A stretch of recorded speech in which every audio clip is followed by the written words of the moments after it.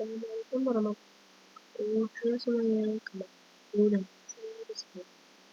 Di sini saya akan menjelaskan statistik dengan tema UJT.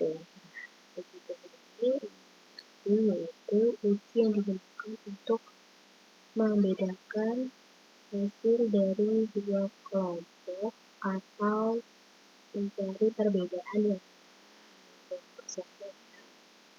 Nah, UJT dibagi menjadi dua, yaitu UJT dependen dan UJT independen. Nah, di sini saya hanya membahas satu, yaitu UJT independen. Ciri dari sampel independen adalah sampel diambil dari kelompok-kelompok yang berlainan, dengan tujuan melihat perbedaan rata-rata dua kelompok yang tidak ada hubungannya atau berasal dari populasi yang berbeda. Contohnya, jika kita akan membandingkan rata-rata IPK antara mahasiswa terkhusus matematika kelas A dan kelas B, sampelnya diambil secara random. Sampel diambil dari populasi yang berdistribusi normal dan homogen atau varians yang berpopulasi sama. Lalu observasinya itu dilakukan secara independen atau sokor dalam. Tiap sampelnya tidak terikat antara satu dengan uji independen ini bisa dilakukan secara manual. Berikut ini ada beberapa langkah UJT dengan cara manual. Kita perlu membuat hipotesisnya. Jika kita ingin membandingkan dua kelas, maka kita harus buat hipotesisnya di mana H itu mu1 sama dengan mu2, yang artinya tidak terdapat perbedaan antara variabel X dan variabel Y. Lalu H1 itu berbanding dengan mu1 tidak sama dengan mu2, maka artinya di situ terdapat perbedaan antara variabel X dan variabel Y. Lalu taraf signifikan atau alfanya itu berupa 5% atau bisa ditulis 0,05. Yang ketiga itu dengan cara statistik uji, di mana kita akan menghitung T-hitungnya, lalu kita akan mencari varians, DK, dan T-tabel. Lalu yang keempat kita akan mencari daerah kritisnya, di mana T-tabel itu sama aja kita bisa menulis T alfa per 3 itu berbanding dengan N1 ditambah N2 dikurang 2. Lalu yang kelima itu ada putusan uji. Putusan uji ini biasanya tertuliskan di mana T itu lebih besar dari T tabel, maka H0-nya itu ditambah. Lalu jika T hitungnya itu kecil atau lebih kecil daripada T tabel, maka H. Yang terakhir kita akan memberi kesimpulan dari yang telah kita ujikan. Nah, untuk lebih memahami dari materi tersebut, mari kita langsung ke contoh kasusnya. Di sini contohnya, seorang guru matematika ingin mengetahui apakah ada perbedaan nilai ujian mata pelajaran matematika antara kelas 8A dan kelas 8B. Maka penelitian ini menggunakan sampel 15 siswa pada masing-masing kelas. Jadi setiap kelas itu diambil 15 siswa, di kelas 8A 15, kelas 8B 15. Dan ini adalah tabel hasil ujian mata pelajaran matematika ya. Ini ada nilainya mereka. Lalu pertanyaannya, ujilah apakah ada perbedaan nilai ujian mata pelajaran matematika antara kelas 8A dan kelas 8B dengan taraf signifikan 5%. Nah, untuk penyelesaian dari kasus tersebut, kita menggunakan langkah-langkah yang tertera di atas tadi ya. Yang pertama, kita akan menentukan hipotesis penelitiannya, di mana kita menggunakan H0 dan H1. Itu kita misalkan tidak ada perbedaan nih antara nilai ujian matematika kelas A, kelas 8A dan kelas 8B. Namun satunya kita misalkan ada perbedaan nilai ujian matematika antara kelas 8A dan kelas 8B. Lalu yang kedua, setelah membuat hipotesis, kita akan membuat hipotesis statistik, di mana H0 itu akan berbanding dengan mu A sama dengan mu B. Dan di hipotesis statistik ini menggunakan uji dua pihak ya, atau two types. Dan selanjutnya H1 itu akan berbanding dengan mu A, tetapi tidak sama dengan mu B. Ini akan menunjukkan mana perbedaan antara kelas 8A dan kelas 8B. Nah, yang ketiga, kita akan menentukan taraf signifikan ini. Taraf signifikan dalam pendidikan itu biasanya 5% ya. Jadi kita tulis alfa sama dengan 5% atau alfa sama dengan 0,05. Nah, yang keempat, kita akan menentukan uji yang digunakan dalam kasus tersebut. Dalam kasus tersebut kita dapat melihat ada dua perbandingan ya, antara kelas 8A kelas 8B. Maka kita akan menggunakan uji T, sampel t-test, atau independent sample t-test. Lalu yang kelima, kita harus mencari tahu nih kaidah pengujiannya. Cari tahu pedomannya, di mana jika T itu lebih besar dari tabel, maka H0 ditolak.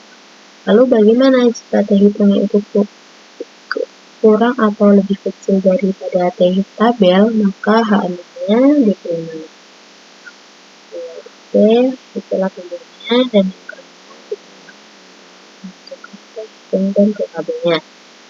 Cara menentukannya, kita memerlukan tabel penolong ya, di mana kita akan menulis ulang soalnya, lalu kita akan mencari X1 min X bar 1 pangkat 2 dan X2 min X bar 2 pangkat 2. Jadi X1 ini misalkan kelas 8A, lalu X2-nya itu nilai kelas 8B.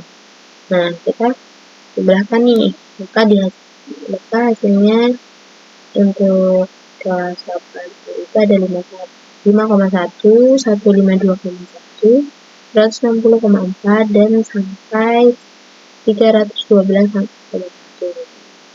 Nah, yang kelas B itu juga kalian bisa lihat di mana 434 sampai 106,8.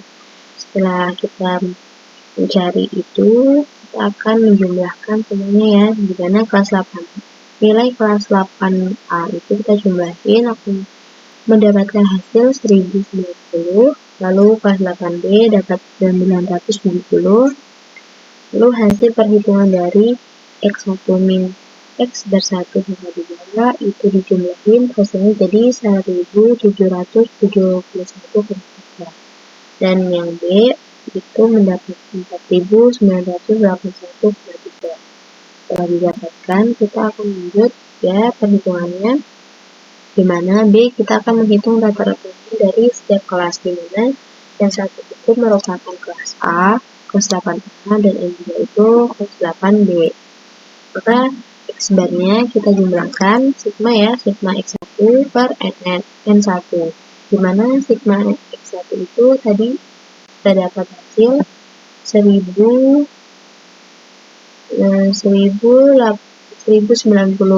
Lalu banyaknya siswa itu sama ya, 15, berarti 1090 dibagi 15, maka hasilnya 72,7.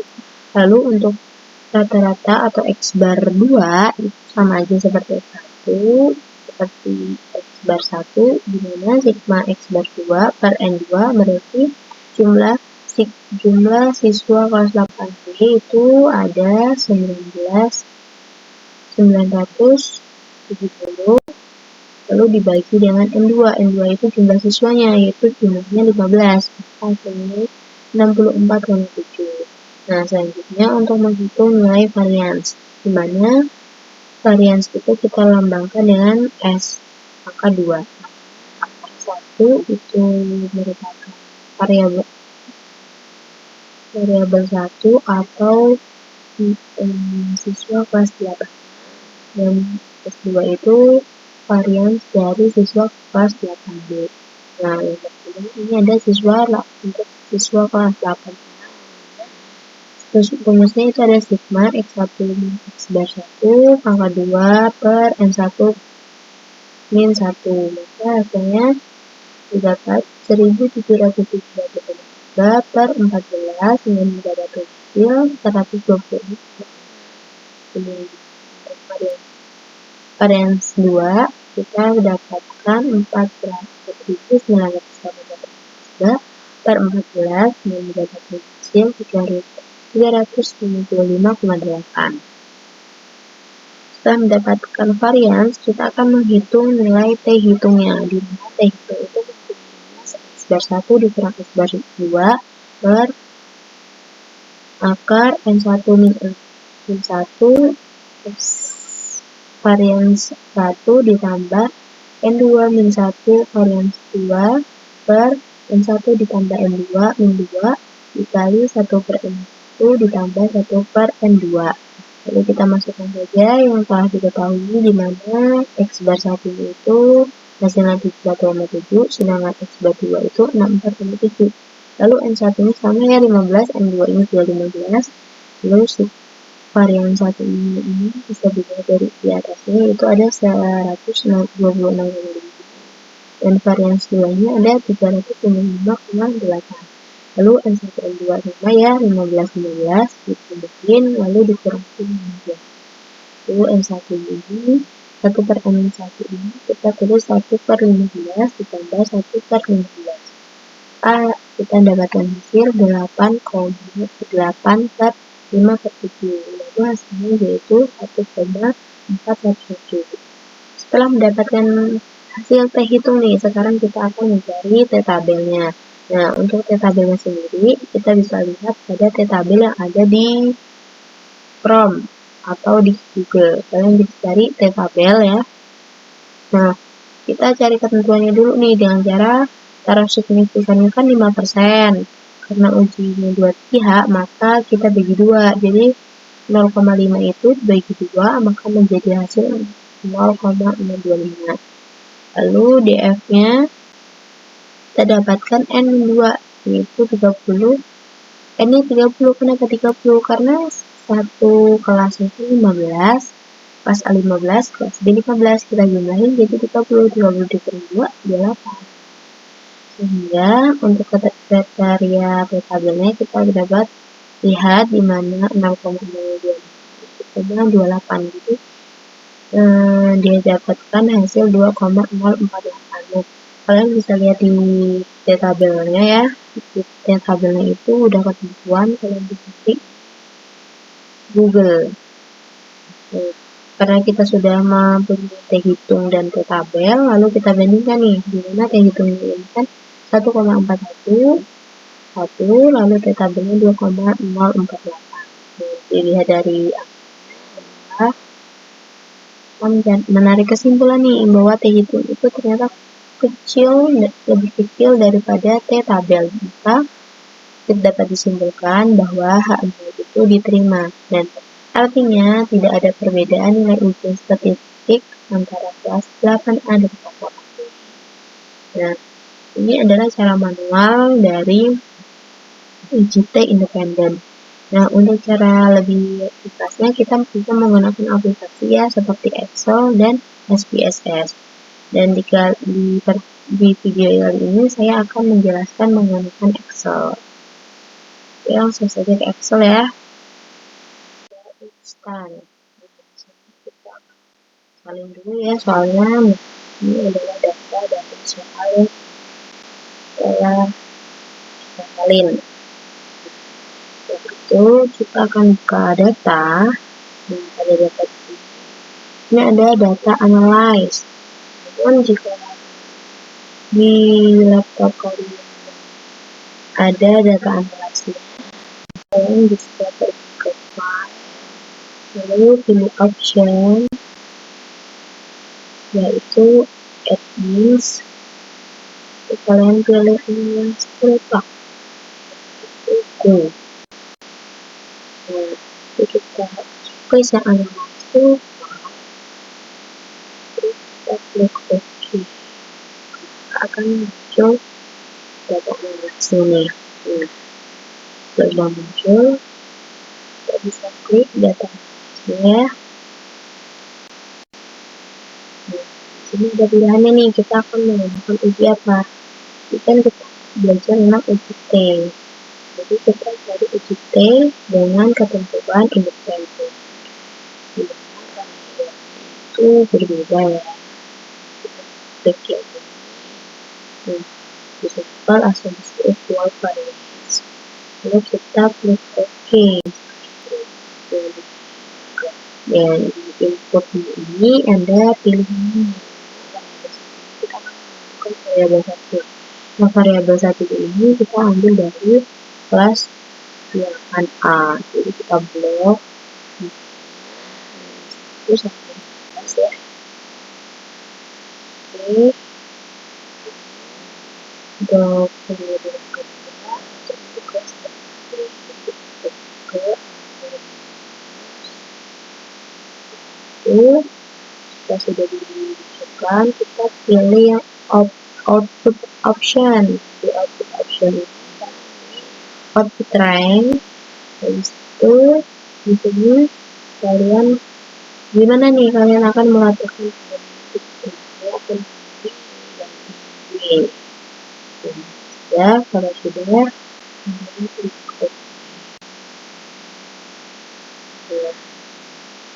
di sini sudah terlihat ya hasilnya.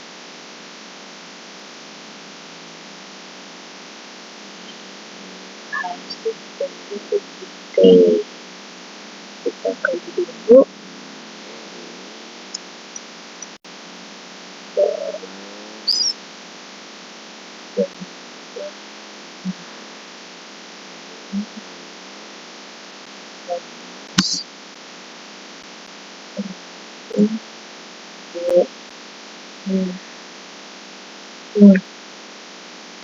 Ini kan angkanya banyak nih, kita bulatkan saja ya. Ini kita bulatkan, kita klik penuh home, terus kita klik ini ada panah ke kanan, kita klik saja. Kita ingin belakang koma itu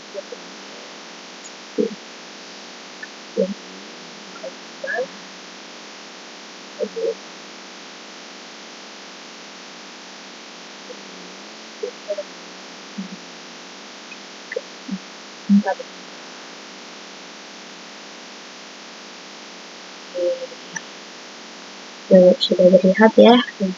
Ini hasilnya di itu kan tadi kita ketahui kalau secara manualnya itu 72,7, sedangkan kelas D itu 64,7, sama ya. Lalu variansnya juga sama, di mana varians untuk kelas A itu 126,5, sedangkan kelas B itu 355,8. Lalu selanjutnya ada observation. Observation ini adalah objek yang kita teliti. Jadi di sini ada berapa orang nih? Di sini ada 15 orang, 15 siswa. Lalu yang selanjutnya kita DF-nya dapat 28 sama seperti tadi. Lalu ada T-star. T-star itu artinya hitung.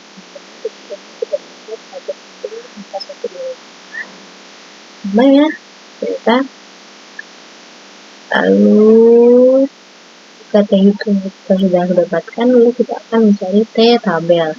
Kita tampilkan dulu T hitung.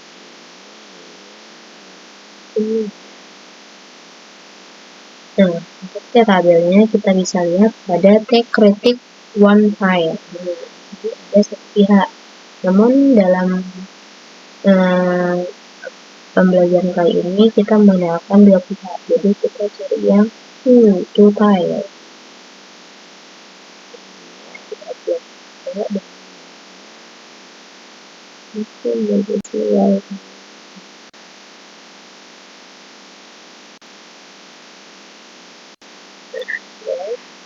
Sudah, kita akan membuat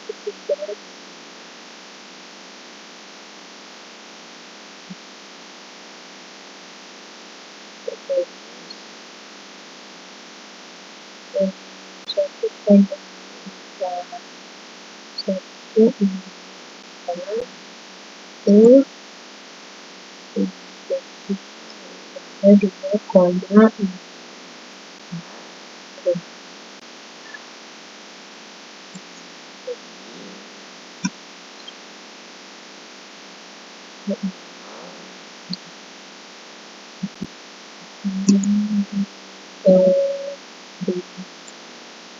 Sesuai dengan keputusan,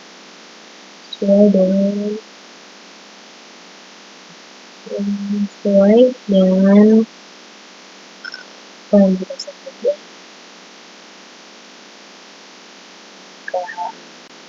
Jika T hitung itu lebih kecil, maka H anu lebih besar. Jika T hitungnya itu lebih besar, maka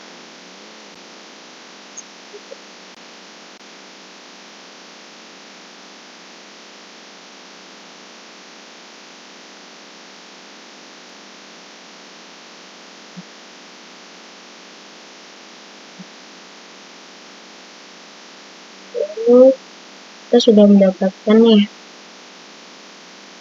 T hitung dan T tabel yang lalu. Yang P dalam kurung T kurang sama dengan T ini maksudnya apa nih? Ini adalah probabilitasnya. Untuk probabilitasnya ini bisa juga kita ambil untuk menentukan dari sekuritas kemudian P-nya ini kan probabilitas, jadi perbandingannya menggunakan signifikannya, dimana ini akan digabungkan dengan signifikan persen atau 0,4. Sini kita melakukan 7 pi, jadi kita keluar lagi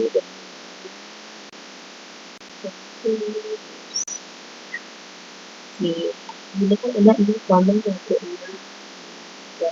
Tapi signifikan itu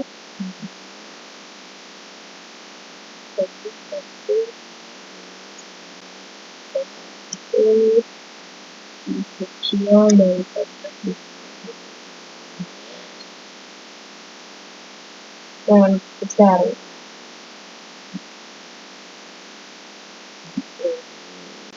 Ya, ini dapat disimpulkan bahwa AH itu ada perbedaan antara kelas A dan kelas B yang signifikan.